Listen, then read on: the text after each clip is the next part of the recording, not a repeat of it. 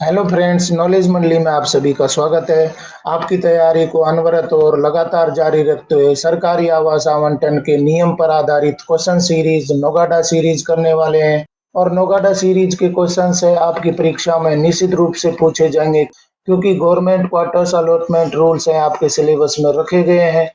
तो नोगाडा सीरीज में सभी गवर्नमेंट क्वार्टर्स अलॉटमेंट रूल्स हैं वो आपको अवेलेबल करवाए जाएंगे। साथियों, नॉलेज मंडली ने आपके सिलेबस को चारों ओर से घेरने के लिए चक्रवाती प्लान बनाया हुआ है, जिसमें सर्विस रूल्स है, इसके साथ में एकेडमिक पार्ट और जनरल पार्ट भी करवाया जा रहा है। अगर आपने चक्रवाती प्लान के वीडियो नहीं देखे हैं तो जरूर देखिए और अपनी सफलता को एक नई दिशा दीजिए। चक्रवाती प्लान के क्वेश्चंस हैं सभी राष्ट्रीय स्तर पर होने वाली भर्ती परीक्षाओं, जैसे कि एकलव्य मॉडल आवासीय स्कूल, केंद्रीय विद्यालय, नवोदय विद्यालय, दिल्ली गवर्नमेंट स्कूल और समस्त राज्य सरकार की शिक्षक भर्ती परीक्षाओं के लिए उपयोगी हो सकते हैं। इसके साथ में लिमिटेड डिपार्टमेंटल एग्जामिनेशंस और कॉम्पिटिटिव एग्जामिनेशंस के लिए ये सभी क्वेश्चंस हैं इंपॉर्टेंट हो सकते हैं। तो चलिए देखते हैं गवर्नमेंट क्वार्टर्स रूल्स यानी कि जीपीआरए रूल्स 2017 पर आधारित नोगाडा सीरीज थर्ड का पहला क्वेश्चन देख लेते हैं। 41, what is the time limit fix to an allottee to accept the offer of allotment of an accommodation. किसी आवंटी को आवास आवंटन की पेशकश स्वीकार करने के लिए क्या समय सीमा तय की गई है। यानी कि क्वार्टर अलॉटमेंट हो चुका है, क्वार्टर अलॉटेड हो चुका है, तो उसको एक्सेप्ट करना होगा, ऑक्युपाई करना होगा। कितने दिनों के अंदर ऑक्युपाई करना होगा? With in 8 days, with in 10 days, with in 15 days, with in 30 days. सही उत्तर हमारा हो जाएगा ए, विद इन 8 डेज। मतलब कि अलॉटमेंट हो चुका है तो अलॉटमेंट डेट से 8 दिनों के अंदर आपको क्या करना होगा? 8 दिन के अंदर आपको क्वार्टर है वो ऑक्युपाई कर लेना होगा। तो 8 दिनों का समय सीमा आपको दिया जाएगा। 8 दिनों के भीतर जो क्वार्टर आपको अलॉट हो चुका है उसको ऑक्युपाई करना होगा, उसमें जाकर के बसना होगा। सही उत्तर हमारा हो जाएगा ए, हो जाएगा within 8 days. Move to question number 42। From the following mention the various types of accommodation for which a unified waiting list shall not be prepared। निम्नलिखित में से विभिन्न प्रकार के आवासों का उल्लेख करें जिनके लिए एकीकृत प्रतीक्षा सूची तैयार नहीं की जाएगी। ऑप्शन देख लेते हैं। For type 8 general pool accommodation only, for type 7 general pool and type 8 general pool accommodation only, for type 5th and above accommodation only, for type 2nd, 3rd, 4th and 4th special accommodation only. तो क्या सही उत्तर हो जाएगा? विभिन्न प्रकार के आवासों का उल्लेख किया गया है, उनमें से आपको बताना है कि एकीकृत प्रतीक्षा सूची तैयार नहीं की जाएगी। तो वो कौन से आवास है जिनके लिए वेटिंग लिस्ट है वो तैयार नहीं की जाती है, वो आपको पता लगाना है। सही उत्तर हमारा हो जाएगा बी, हो जाएगा। For type 7 general pool and type 8 general pool accommodation only. मतलब कि 7 और 8 टाइप के अकोमोडेशन है उनके लिए वेटिंग लिस्ट है वो नहीं बनाई जाएगी। आपको मालूम है कि 7 और 8 टाइप के अकोमोडेशन है वो स्पेसिफिक होते हैं, तो वहां पर किसी भी प्रकार की वेटिंग लिस्ट तैयार नहीं की जाती। सही उत्तर हमारा हो जाएगा बी, हो जाएगा। For type 7 and type 8 general pool accommodation only. Question देख लेते हैं 43। What are the contents that have not been included in the unified waiting list for types of accommodation? वे कौन सी बातें हैं जो आवास प्रकारों के लिए एकीकृत प्रतीक्षा सूची में शामिल नहीं है?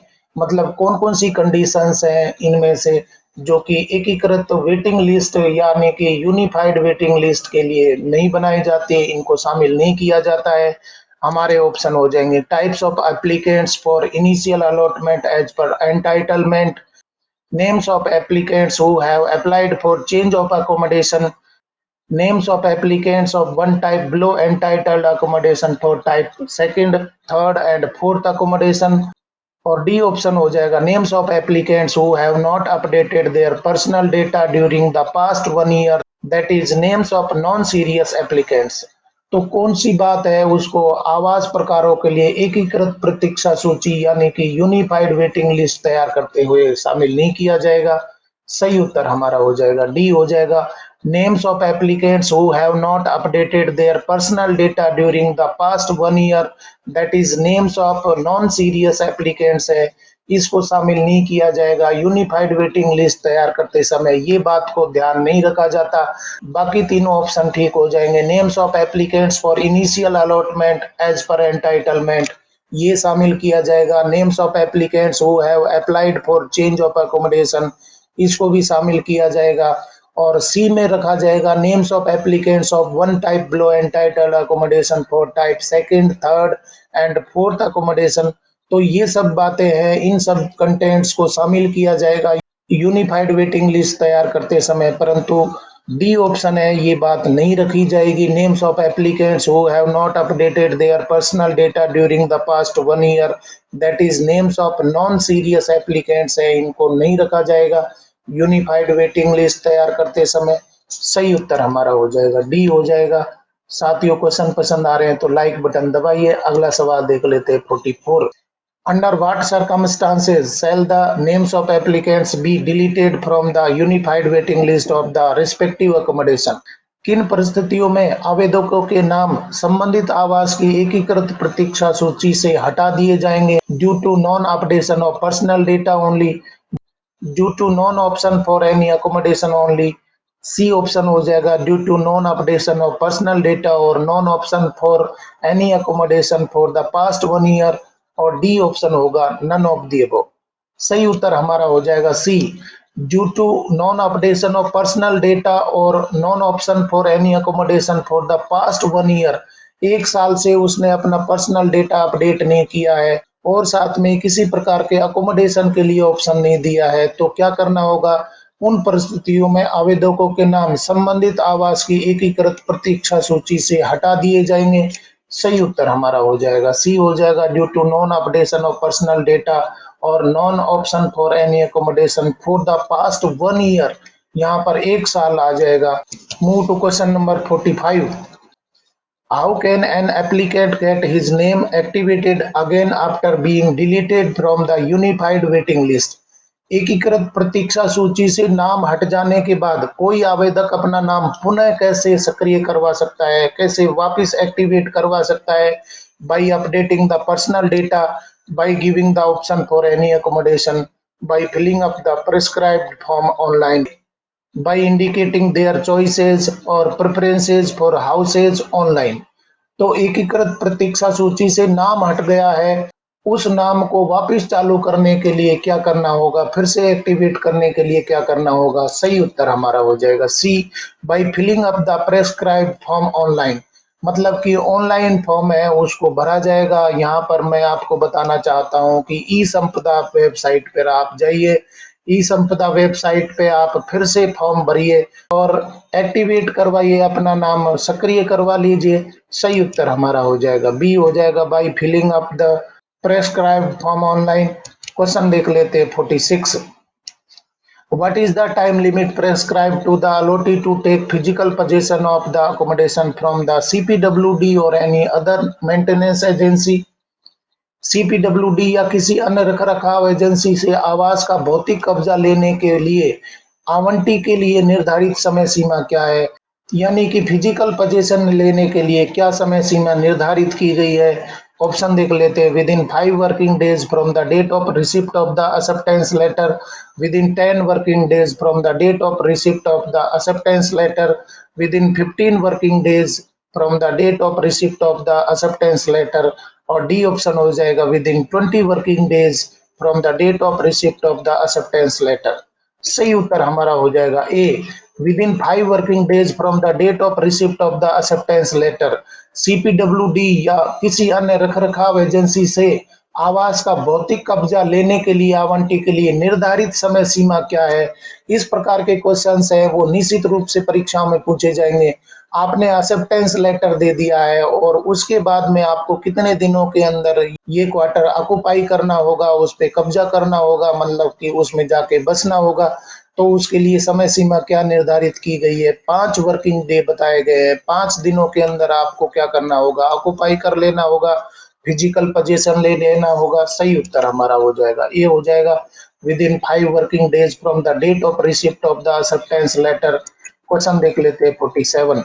What will be the ratio in the unified waiting list for allotment of garages between the allottees of upper and ground floor accommodation under Rule 20 of GPRA? GPRA के नियम 20 के तहत गैराज आवंटन के लिए एकीकृत प्रतीक्षा सूची में ऊपरी और भूतल आवास के आवंटियों के बीच अनुपात क्या होगा? यानी कि रेशो क्या होगा? ग्राउंड फ्लोर है और अपर फ्लोर है, तो आपको कौन से फ्लोर पर लेना है, उसके बीच में रेशो क्या होना चाहिए? ऑप्शन देख लेते हैं। 1:2 इन the unified waiting list, 1:3 in the unified waiting list, 2:1 in the unified waiting list, 3:1 in the unified waiting list. सही उत्तर क्या हो जाएगा? निश्चित रूप से आपको उत्तर पता है। ग्राउंड फ्लोर के कितने क्वार्टर अलॉट होंगे, क्या रेशो होगा, और अपर फ्लोर जहां पर फर्स्ट फ्लोर है, सेकंड फ्लोर है, थर्ड फ्लोर है, सो ऑन, जो भी क्वार्टर है, तो उनके बीच में रेशो क्या होगा, कैसे अलॉटमेंट किया जाएगा, वेटिंग लिस्ट कैसे बनाई जाएगी? सही उत्तर हमारा हो जाएगा डी, हो जाएगा 3:1 इन द यूनिफाइड वेटिंग लिस्ट। मतलब कि 3 है अपर फ्लोर के होंगे और साथ में ही एक है वो ग्राउंड फ्लोर का होगा, तो 3:1 है, यहाँ पर आ जाएगा 3:1 क्वार्टर अलॉटमेंट किए जाएंगे अपर फ्लोर और ग्राउंड फ्लोर के। सही उत्तर हमारा हो जाएगा डी, हो जाएगा 3:1 इन the unified waiting list. Question देखते हैं अगला 48। From the following sentences find the circumstances under which N allottee shall not be debarred to apply for another accommodation in cases of non-acceptance of allotment within the specified time। इससे पहले हम देख चुके हैं कि स्पेसिफाइड टाइम होता है, उसके अंदर आपको क्वार्टर को ऑक्युपाई करना होगा। क्वेश्चन का हिंदी अर्थ भी देख लेते हैं। निम्नलिखित वाक्यों से उन परिस्थितियों का पता लगाएं जिनके तहत निर्दिष्ट समय के भीतर आवंटन स्वीकार न करने की स्थिति में किसी आवंटी को दूसरे आवास के लिए आवेदन करने से वंचित नहीं किया जाएगा। तो किन परिस्थितियों में आपको क्वार्टर अलॉट हो गया है और प्रेस्क्राइब टाइम लिमिट में उसको आपने ऑक्युपाई नहीं किया है, तो अगले क्वार्टर के लिए आपकी उम्मीदवारी है वो बचती नहीं है। क्या आप उसके लिए एलिजिबल होंगे या नहीं होंगे, और होंगे तो किन परिस्थितियों में होंगे? ऑप्शन देख लेते हैं। An allottee fails to accept the allotment within 8 days from the date of allotment of the accommodation. An allottee fails to take possession of the allotted accommodation within 5 working days from the date of receipt of the letter of authorization। और सी option हो जाएगा an allottee refuses to accept the offer of eligible accommodation while occupying a lower type of accommodation. और D option है the allottee is on official tour during the acceptance period. सही उत्तर हमारा हो जाएगा D, the allottee is on official tour during the acceptance period. मतलब कि specified period है, अलॉटमेंट के 8 दिनों के अंदर आपको क्वार्टर है वो ऑक्युपाई कर लेना होगा, परंतु इन 8 दिनों के अंदर आप ओडी गए हुए हैं, कहीं ओडी गए हैं, ऑफिशियल टूर पर गए हैं, तो उस कंडीशन में आप 8 दिनों के भीतर इसको ऑक्युपाई नहीं कर सकते। तो उन परिस्थितियों में आप अगली एलिजिबिलिटी के लिए रेडी रह सकते हैं, आप दूसरे क्वार्टर के लिए अलॉटमेंट करवा सकते हैं या अगले मंथ के लिए आप क्वार्टर अलॉटमेंट की एलिजिबिलिटी रखते हैं। सही उत्तर हमारा हो जाएगा डी, हो जाएगा the allottee is on official tour during the acceptance period. इन परिस्थितियों में आप दूसरे आवास के लिए आवेदन करने से वंचित नहीं हो सकते हैं। अगला सवाल देख लेते हैं 49। If an allotee occupying lower type of accommodation refuses the offer of accommodation of eligible type, what is the period for which he will not be eligible for another allotment? यदि निचले प्रकार के आवासों पर कब्जा करने वाला एक आवंटी पात्र प्रकार के आवास के प्रस्ताव को अस्वीकार कर देता है, तो वह कौन सी अवधि है जिसके दौरान वह दूसरे आवंटन के लिए पात्र नहीं होगा? 3 months from the date of non acceptance of allotment, 6 months from the date of non acceptance of allotment, 9 months from the date of non acceptance of allotment. और डी ऑप्शन हो जाएगा नो टाइम लिमिट फिक्स्ड। यानी कि निचले प्रकार के आवास पर कब्जा करने वाला आवंटी जिसने लोअर टाइप का क्वार्टर ऑक्युपाई कर लिया है और अपने पात्र प्रकार के आवास के अस्वीकार कर देता है, मतलब कि जो एलिजिबिलिटी उसकी थी उससे लोअर टाइप का उसने ले लिया है, तो वो कौन सी अवधि है जिसके दौरान वो दूसरे आवंटन के लिए पात्र नहीं होगा? बहुत ही क्लियर कंडीशन बताई गई है कि उसको कोई क्वार्टर अलॉट हुआ था उसकी एलिजिबिलिटी के अनुसार, परंतु उसको अस्वीकार कर दिया है और उसने लोअर टाइप का क्वार्टर है वो ले लिया, अपने से निचले प्रकार का क्वार्टर है वो अलॉट कर लिया और उसमें रहना शुरू कर दिया। तो दूसरे आवास के आवंटन के लिए वो कितने दिनों तक पात्र नहीं होगा? सही ऑप्शन हमारा हो जाएगा B, 6 months from the date of non acceptance of allotment. यानी कि एलिजिबल टाइप का क्वार्टर उसको अलॉट हुआ, उसने रिफ्यूज कर दिया और लोअर टाइप में रहना शुरू कर दिया। तो जब उसको क्वार्टर अलॉट हुआ और उसने रिफ्यूज कर दिया, उसके 6 महीने तक वो दूसरे क्वार्टर के लिए या एलिजिबल टाइप के क्वार्टर के लिए अप्लाई नहीं कर सकता, उसके लिए वो एलिजिबल नहीं रहता है। सही उत्तर हमारा हो जाएगा बी हो जाएगा, 6 months from the date of non acceptance of allotment. Government quarters allotment rules के अगले क्वेश्चन के लिए मूव करते हैं। क्वेश्चन देख लेते हैं 50। What is the period of debarment to apply for another accommodation in cases of non acceptance of allotment और failure to occupy the allotted accommodation? बहुत ही इंपॉर्टेंट कंडीशन बताई गई है। आवंटन स्वीकार न करने या आवंटित आवास पर कब्जा करने में विफलता के मामलों में दूसरे आवासों के लिए आवेदन करने से रोक की अवधि कितनी होगी? डिबारमेंट की अवधि है वो क्या होगी? ऑप्शन हमारे हो जाएंगे 3 months from the date of non acceptance of allotment, 6 months from the date of non acceptance of allotment, 9 months from the date of non acceptance of allotment, और डी ऑप्शन हो जाएगा 12 months from the date of non acceptance of allotment. सही उत्तर हमारा हो जाएगा A, 3 months from the date of non acceptance of allotment. आवंटन स्वीकार न करने या आवंटित आवास पर कब्जा करने में विफलता के मामलों में दूसरे आवास के लिए आवेदन करने से रोक की अवधि मतलब कि डिबारमेंट की अवधि है वो कितने दिनों की होगी? 3 महीनों की होगी। 3 महीने तक वो दूसरे क्वार्टर के लिए अप्लाई नहीं कर सकता। इससे पहले वाले क्वेश्चन में हमने देखा कि वो एलिजिबल क्वार्टर उसको अलॉट हुआ, उसने उसको ना लेकर के लोअर टाइप लिया था, तो वहां पर कंडीशन बताई गई थी कि एलिजिबल टाइप के लिए वो 6 महीने तक अप्लाई नहीं कर सकता है। परंतु यहाँ पर बताया गया है कि जो मिला था उसने ऑक्युपाई नहीं किया है, लोअर टाइप भी नहीं लिया है, किसी भी प्रकार का अकोमोडेशन नहीं लिया है, तो आगे वो कितने दिनों तक अप्लाई नहीं कर सकता? 3 महीने तक वो डिबारमेंट में रहेगा और उसके बाद में अप्लाई कर सकता है ई संपदा पोर्टल पर। सही उत्तर यहाँ पर हो जाएगा ये हो जाएगा 3 months from the date of non acceptance of allotment.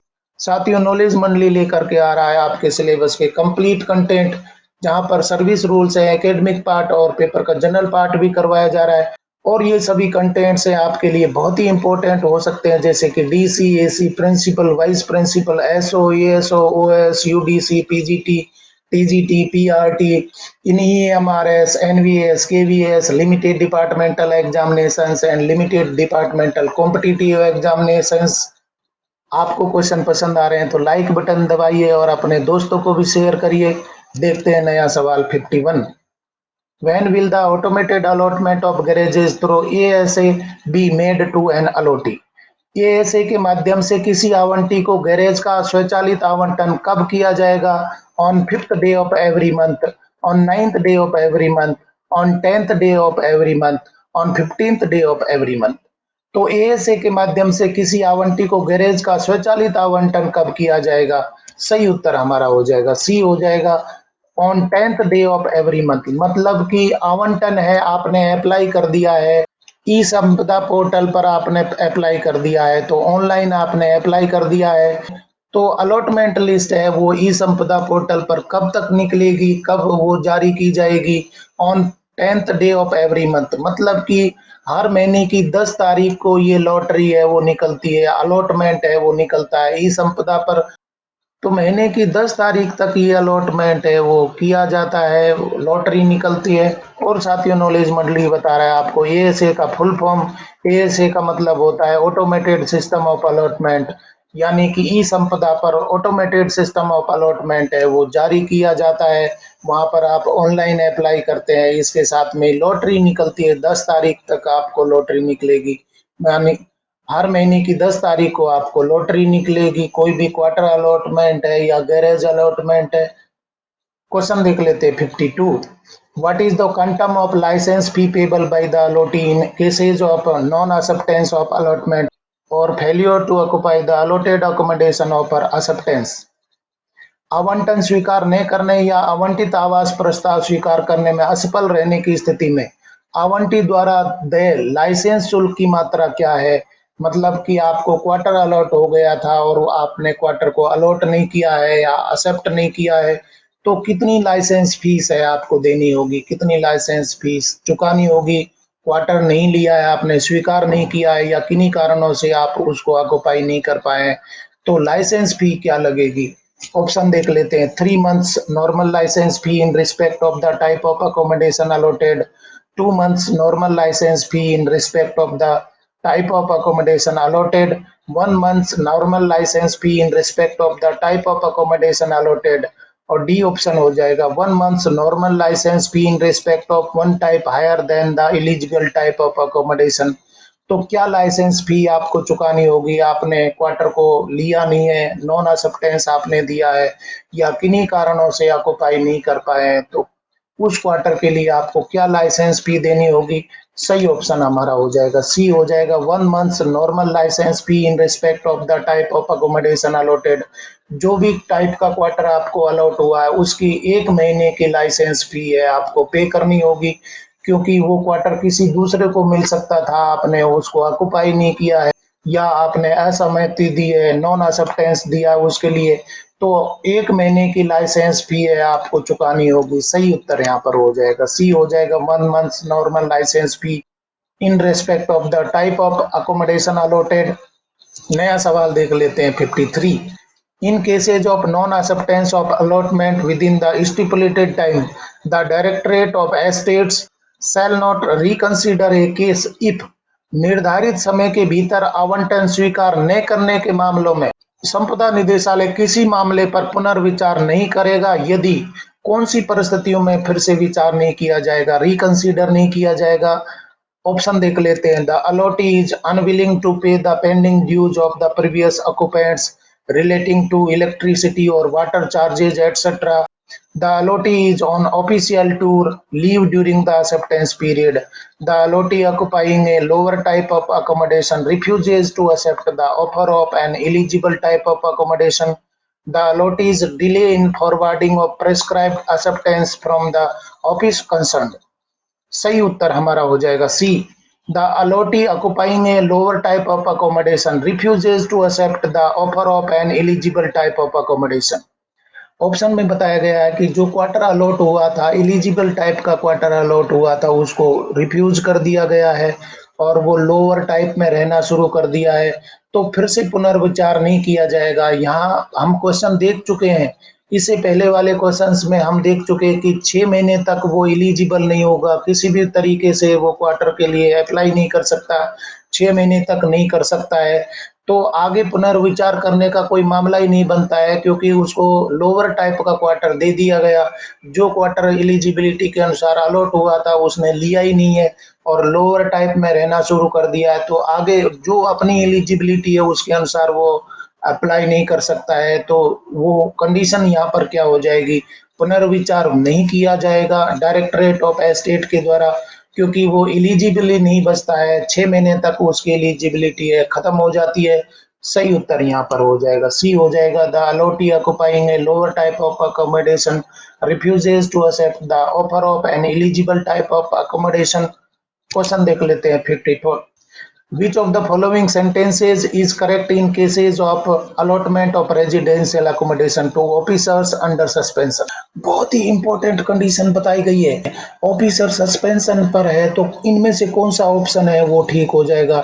निलंबित अधिकारियों को आवासीय भवन आवंटन के मामलों में निम्नलिखित में से कौन सा वाक्य सही होगा। Allotment of residential accommodation should not be made during suspension. Allotment of residential accommodation shall be made as if suspension has not taken place. और सी ऑप्शन है allotment of residential accommodation shall be made subject to specific approval of the head of office। और D option हो जाएगा allotment of residential accommodation shall be made to a lower type of residence by the head of office after reconsideration of request for allotment of quarters। तो कौन सा sentence है, कौन सा option यहाँ पर ठीक हो जाएगा। अगर ऑफिसर सस्पेंशन पर है तो उसको रेजिडेंशियल क्वार्टर अलॉटमेंट किया जाएगा या नहीं किया जाएगा। सही उत्तर यहाँ पर हो जाएगा बी हो जाएगा। Allotment of residential accommodation shall be made as if suspension has not taken place. बताया गया है कि सस्पेंशन हो चुका है परंतु अभी वो अप्लाई नहीं हुआ है। सस्पेंशन ऑर्डर आ चुके हैं पर वो एप्लीकेबल नहीं हुआ है, अभी उसको सस्पेंड नहीं किया गया है, सर्विस से निलंबित नहीं किया गया है, तो अलॉटमेंट किया जा सकता है। सही उत्तर यहाँ पर हो जाएगा, बी हो जाएगा। Allotment of residential accommodation shall be made as if suspension has not taken place. Question देख लेते हैं 55। What is the deemed date of application for allotment of garage for an allottee. किसी आवंटी के लिए गैराज आवंटन हेतु आवेदन की मान्य तिथि क्या है। Date of technical occupation of initial allotment of accommodation by the allottee for the locality. B option है date of inclusion of name in the unified waiting list for allotment of garage. Date of online application through ASA in respect of garages from the allottees। और D option हो जाएगा date of submission and receipt of print out application to the administrative officer to include in the unified waiting list. Correct answer will be A. Date of technical occupation of initial allotment of accommodation by the allottee for the locality। किसी आवंटी के लिए garage आवंटन हेतु आवेदन की मान्य तिथि क्या है। जब टेक्निकल ऑक्यूपेशन कर लिया है, जो भी क्वार्टर अलॉट हुआ वहां करके रहना शुरू हो गया है, तो अगर गैरेज के लिए एलिजिबल है तो जिस जगह पर उसने ऑक्यूपेशन कर लिया है, जहां वो रहना शुरू कर दिया है, तो उस लोकेलिटी के अनुसार उसको गैरेज है वो अलॉट कर दिया जाएगा। सही उत्तर हमारा हो जाएगा, ए हो जाएगा। डियर फ्रेंड्स, क्वेश्चन पसंद आ रहे हैं तो लाइक बटन दबाइए। अगला सवाल देख लेते हैं 56। When can the officers in the waiting list indicate option online against specific garages? प्रतीक्षा सूची में शामिल अधिकारी विशिष्ट गैरेज के विरुद्ध ऑनलाइन विकल्प कब तक दे सकते हैं। Between 1st to 5th of every month, between 1st to 9th of every month, between 1st to 10th of every month, between 1st to 15th of every month। बहुत ही इंपॉर्टेंट क्वेश्चन है। इस प्रकार के क्वेश्चन से आपकी परीक्षा में पूछे जाएंगे, पुरानी परीक्षा में पूछे गए तो अभी भी इस प्रकार के क्वेश्चन से आपकी परीक्षा में खड़े मिलेंगे, क्योंकि यहाँ पर टाइम पूछा गया है, समय पूछा गया है। प्रतीक्षा सूची में शामिल अधिकारी विशिष्ट गैरेज के विरुद्ध ऑनलाइन विकल्प कब तक दे सकते हैं, मतलब कि वो इस प्रकार के ऑफिसर हैं कि उनको विशिष्ट गैरेज देना जरूरी हो जाएगा, तो उसके लिए अप्लाई करने का समय सीमा है वो क्या हो जाएगी। सही उत्तर हमारा हो जाएगा, बी हो जाएगा। Between 1st to 9th of every month. आपको पता है कि 10 तारीख को तो अलॉटमेंट निकल जाएगा, लॉटरी निकल जाएगी, तो 10 तारीख से पहले आपको क्या करना होगा, उसके लिए अप्लाई करना होगा। तो 1 से लेकर के 9 तक आप क्वार्टर के अलॉटमेंट होने के बाद में विशिष्ट गैरेज के लिए अप्लाई कर सकते हैं ई संपदा पर, और लॉटरी निकल जाएगी, अलॉटमेंट निकल जाएगा, 10 तारीख को निकल जाएगा। सही उत्तर हमारा हो जाएगा, बी हो जाएगा। Between 1st to 9th of every month. Question देख लेते हैं 57। Which of the following categories of allottees shall be eligible for allotment of garages in Delhi under Rule 20 of GPRA Rules 2017? जीपीआरए नियम 2017 के नियम 20 के तहत निम्नलिखित में से कौन सी श्रेणी के आवंटन दिल्ली में गैरेज के आवंटन के लिए पात्र होंगे। Allottees of type 4th special to type 8th of GPRA accommodation in Delhi, allottees of type 5th accommodation in Delhi, allottees of type 2nd to type 4th accommodation in Delhi, allottees of type 7th and type 8th accommodation in Delhi। तो garage के लिए eligibility क्या होगी, क्योंकि आपको देखना है कि दिल्ली में जगह की बहुत कमी होती है, तो वहां पर रूल 20 के तहत आपको क्वार्टर अलॉट हो गया है या क्वार्टर के साथ में आपकी गैरेज की एलिजिबिलिटी है वो बनती है नहीं बनती है। सही उत्तर यहाँ पर हो जाएगा, बी हो जाएगा। Allottees of type 5th accommodation in Delhi, यानी कि टाइप 5th के एलिजिबल जो ऑफिसर्स होते हैं उनके लिए गैरेज है वो अलॉट किया जा सकता है। गैरेज का अलॉटमेंट है वो टाइप 5th से लेकर के, और दिल्ली में आप क्या कर सकते हैं, अप्लाई कर सकते हैं किसके लिए, गैरेज के लिए अप्लाई कर सकते हैं। सही उत्तर यहाँ पर हो जाएगा, बी हो जाएगा। Allottees of type 5th accommodation in Delhi. Question देख लेते हैं 58। What are the conditions for allotment of garage under GPRA Rule 20 in respect of ownership or registration of motor car of an allottee? किसी आवंटी की motor car के स्वामित्व या पंजीकरण के संबंध में जीपीआरए नियम 20 के तहत गैरेज आवंटन की क्या शर्त है? बताया गया है कि आपको दिल्ली में क्वार्टर अलॉट हुआ है तो आप एलिजिबल होंगे किस लेवल पर? आपको फिफ्थ लेवल का अगर क्वार्टर अलॉट हुआ है, एलिजिबिलिटी बनती है तो आप गैरेज के लिए एलिजिबल होंगे। और यहाँ बताया गया गैरेज किस लिए मिल रहा है? कार का रजिस्ट्रेशन आपके खुद के नाम होना चाहिए या ओनरशिप है आपकी होनी चाहिए, अलॉटी की होनी चाहिए या दूसरे की भी चल जाएगी, वो कंडीशन देख लेते हैं। Motor car should be owned registered in name of allotee only. Motor car shall be owned registered either in the name of allotee or of the family member as defined under GPRA rules. Motor car shall be owned registered in the name of allotee or of an immediate relation as defined under GPRA rules. और D option हो जाएगा motor car shall be owned registered either in the name of allotee or any member as defined under family immediate relation of GPRA. सही option क्या हो जाएगा? B हो जाएगा motor car shall be owned registered either in the name of allottee और of the family member as defined under GPRA rule. तो GPRA rule के अनुसार अगर फैमिली मेंबर के नाम से मोटर कार है तो जीपीआरए रूल के तहत अगर मोटर कार का रजिस्ट्रेशन या मालिक हैं आप, अलॉटी हैं या फैमिली मेंबर है तो भी आपको गैरेज अलॉटमेंट हो सकता है, क्योंकि मोटर कार की ओनरशिप है या रजिस्ट्रेशन आपके नाम पे है या किसी भी फैमिली मेंबर जीपीआरए रूल के तहत जो आपके फैमिली है उसके किसी मेंबर के नाम से एक मोटर कार की ओनरशिप है या रजिस्ट्रेशन है तो भी आपको क्वार्टर अलॉट किया जा सकता है। सही उत्तर यहाँ पर हो जाएगा motor car shall be own register either in the name of allottee और of the family members as defined under GPRA rules. Question देख लेते हैं 59। What is the time limit prescribed to an officer to accept the allotment of garage? Garage आवंटन स्वीकार करने के लिए किसी अधिकारी को क्या समय सीमा निर्धारित है? बहुत ही खतरनाक क्वेश्चन है। इस प्रकार के क्वेश्चन तो निश्चित रूप से पूछे जाते हैं। Within 5 days from the date of receipt of the allotment letter, within 8 days from the date of receipt of the allotment letter, within 10 days from the date of receipt of the allotment letter. और D option हो जाएगा within 15 days from the date of receipt of the allotment letter. Garage आवंटन स्वीकार करने के लिए किसी अधिकारी को क्या समय सीमा दी गई है, क्या समय सीमा निर्धारित की गई है जीपीआरए रूल के तहत?